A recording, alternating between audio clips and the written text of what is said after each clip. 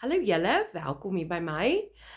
Sjoe, ek sien nou eers, het lyk of my serp my wil verswelg. Woord vir 'n ander dag. Vandag se woord is een wat ek regtig in my daaglikse lewe gebruik, soos die woord dankie en asseblief. Dit is grensloos. Sonder grense, limitless.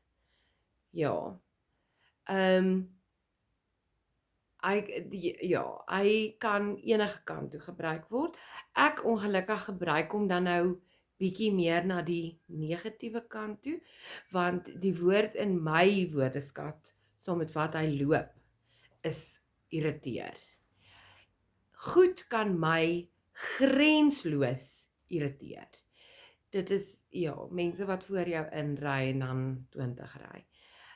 Sulke tipe goed. Ja. Pet peeves. Ja, dink ek is hoe die Engelsman hom gebruik.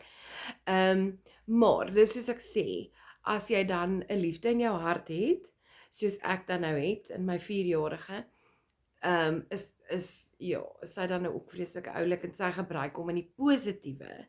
En omdat sy hom so baie hoor, sê sy vir my: "Mamma, ek lief jou grensloos."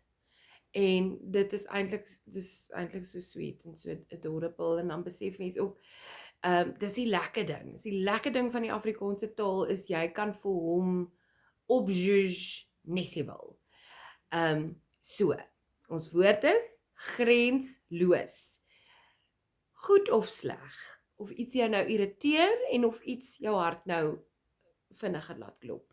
Grensloos is 'n fantastiese woord om te gebruik vir dit. En ek hoop julle geniet hom en ek hoop julle gebruik hom. Lekker dag. Bye.